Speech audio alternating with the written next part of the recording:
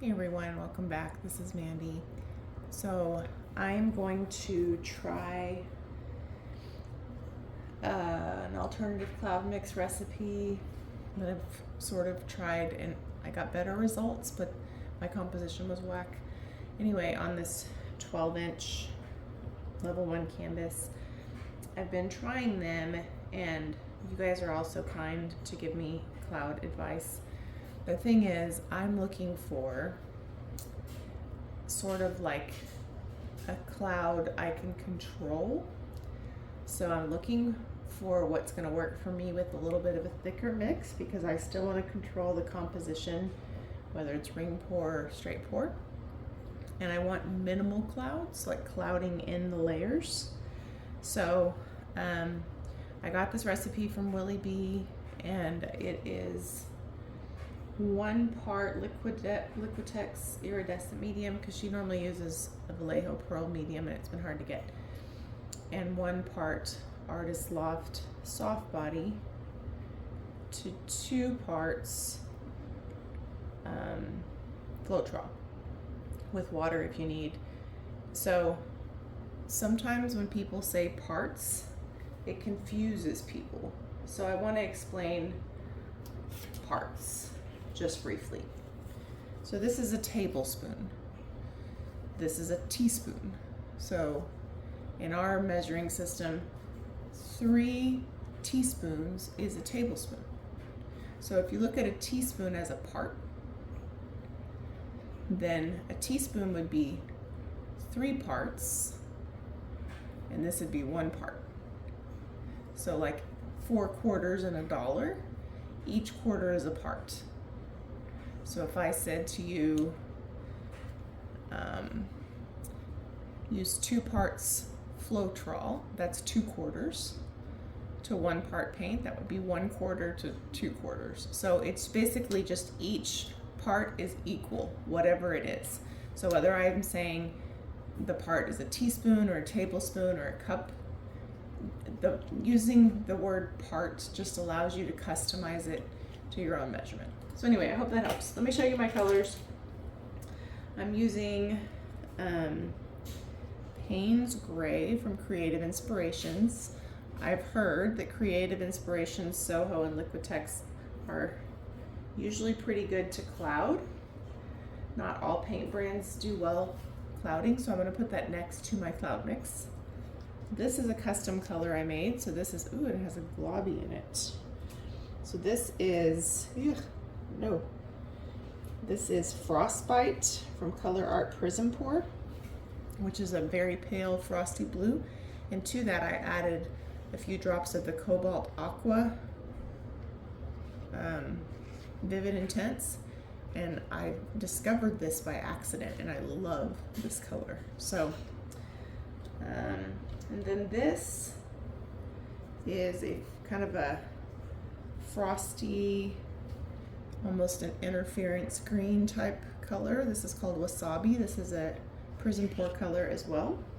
I'm going to put that in my cup first so that it hopefully ends up in the center.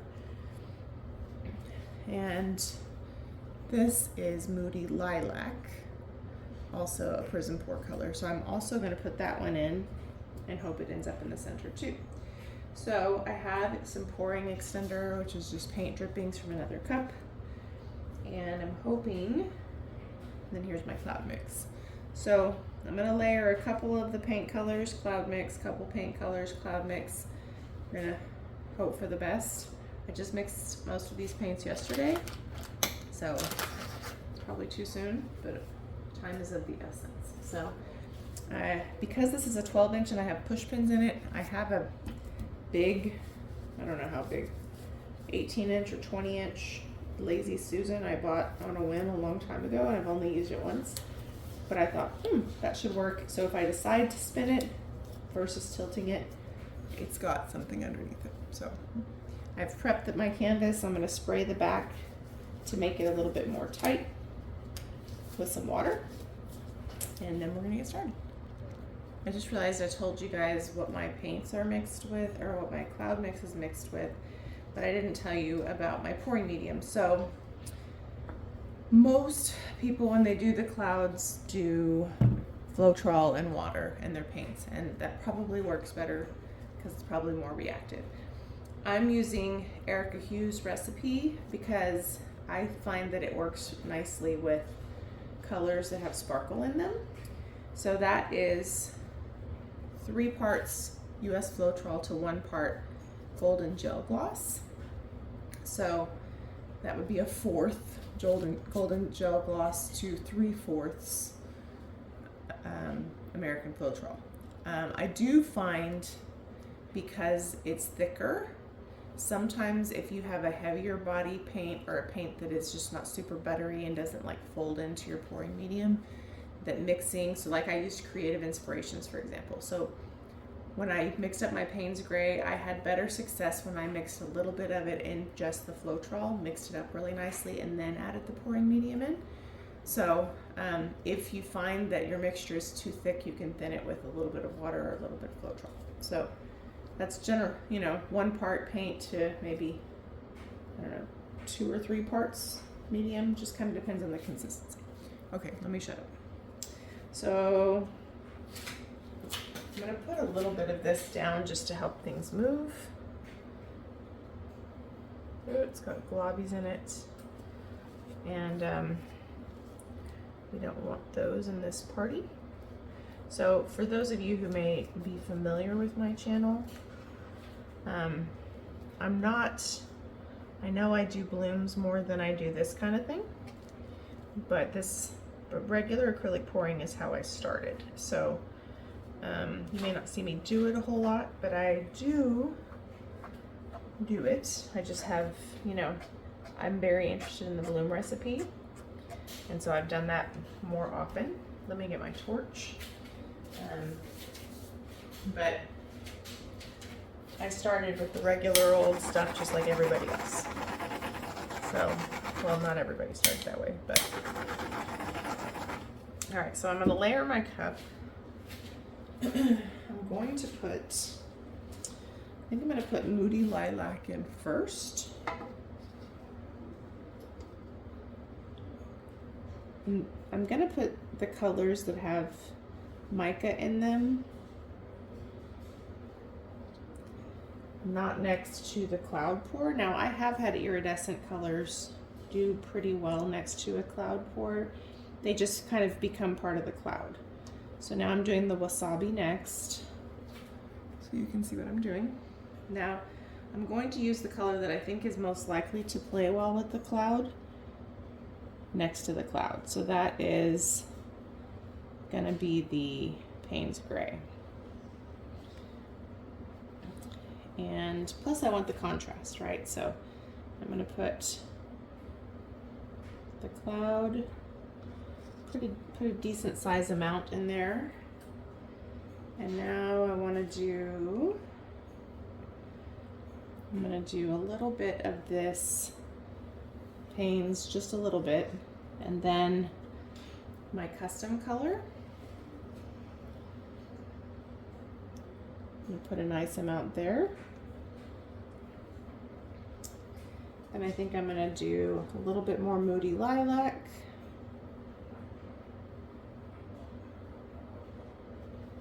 And then a little bit more Payne's gray. That's more colors than I should have in that layer, but that's okay. And then a little bit more cloud. And most likely we're at the point where some of this is gonna come off. So still getting used to eyeballing that again. So I'm just gonna put a little bit more Payne's gray on the outside. Okay. I'm nervous. Let me zoom you in a little bit.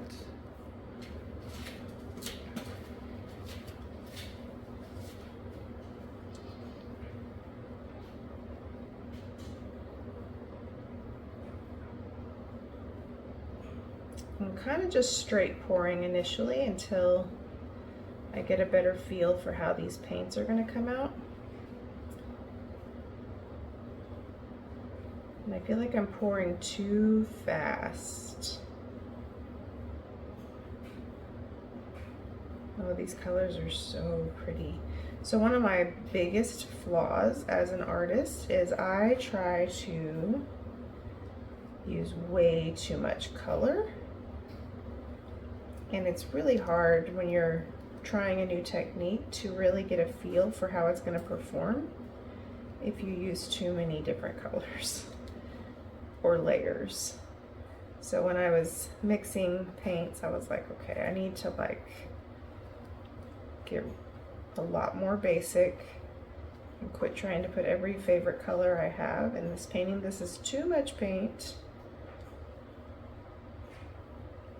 So that's kind of what made me think of, I hadn't tried it with PrizmPour yet, and naturally you'd think that one would try something with regular paint before trying sparkly paint and just get it down first. That's what normal people would do. I messed up the center,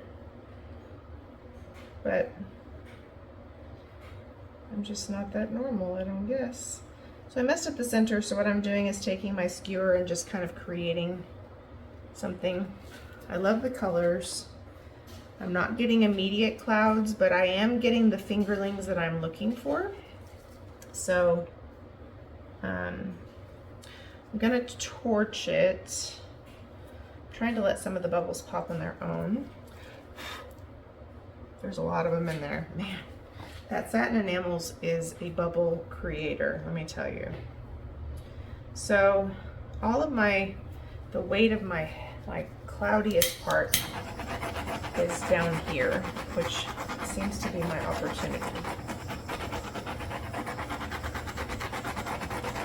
So, and again, my cloudiness is not going to be as thick as or as poofy as someone who's using a more traditional recipe, because the paints are not as thin.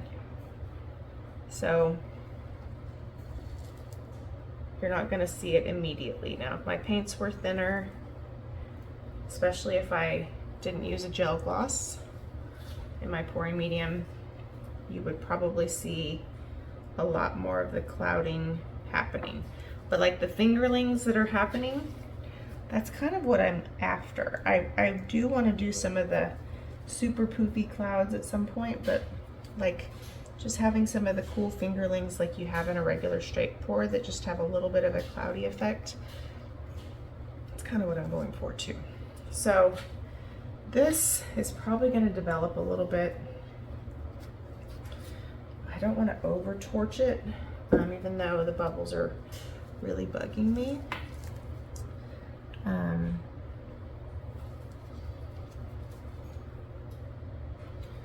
But this always makes me feel so remedial because, you know, I've done lots of different things.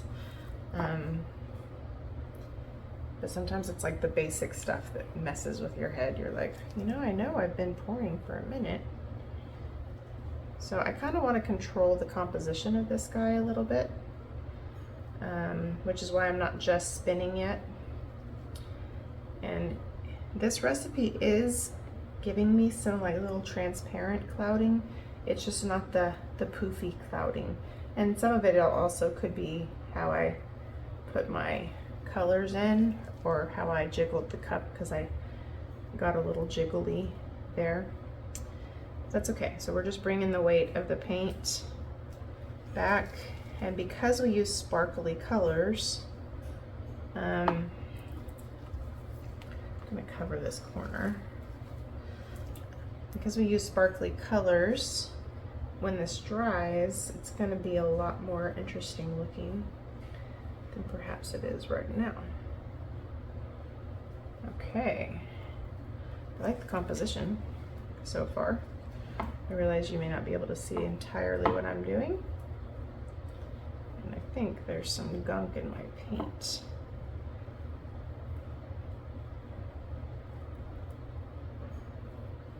Alrighty. Alright, so now I'm pretty happy with the composition. And the clouding is not tremendous. Like, it's not like, wow, I never expected that. But this is kind of, quite honestly, this is kind of what I've been going for. And I will eventually get the effect I'm looking for. I kind of want to take off this corner, but there's stuff in this part that I don't want to lose. So I'm really kind of torn.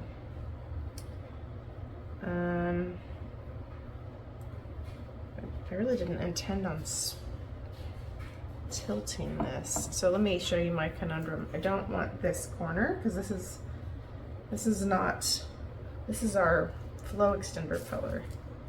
But I don't want to lose this because that color is gorgeous, and when it dries it's going to be really gorgeous. Nor do I want to lose all of my blue or what's in the center, so I don't know what to do. I'm trying to figure out if I can, I don't know if it's worth destroying composition over a corner, but I'm trying to see if I can get more of it off without losing everything. All right, let me see. I lost some more than I wanted.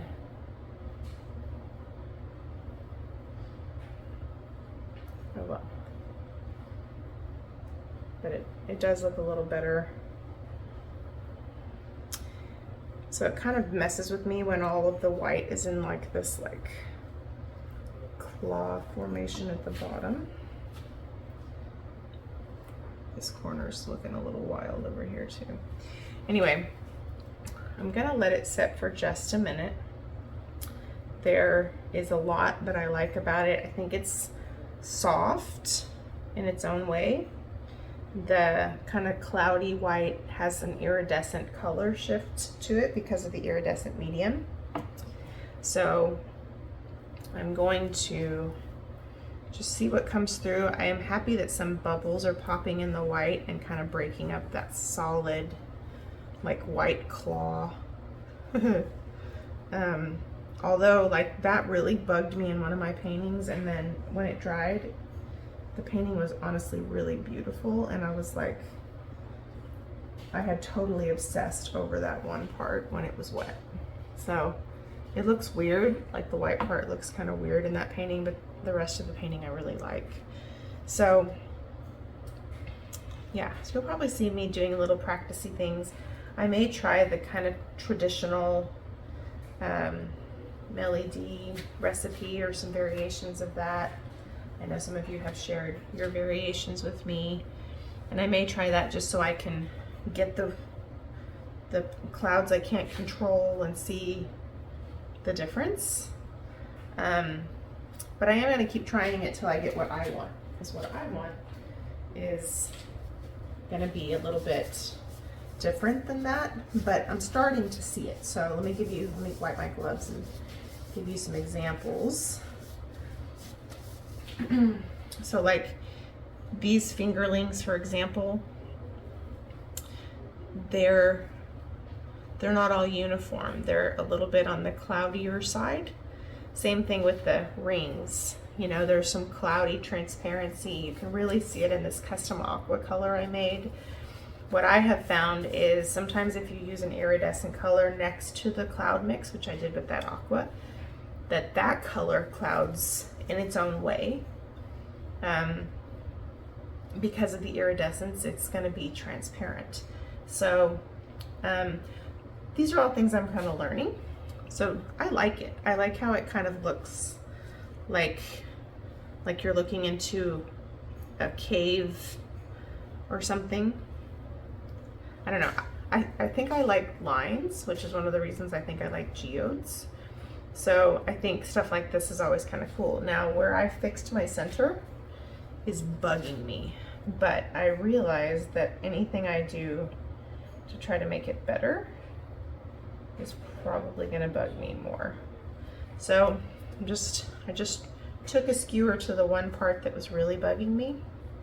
I'm tempted to torch this because I can see all the bubbles, but if I torch it now, it's going to measle up really bad, and I'm not going to do that. So I'm going to let it sit a couple minutes, see if anything else develops, and bring you down for a close-up.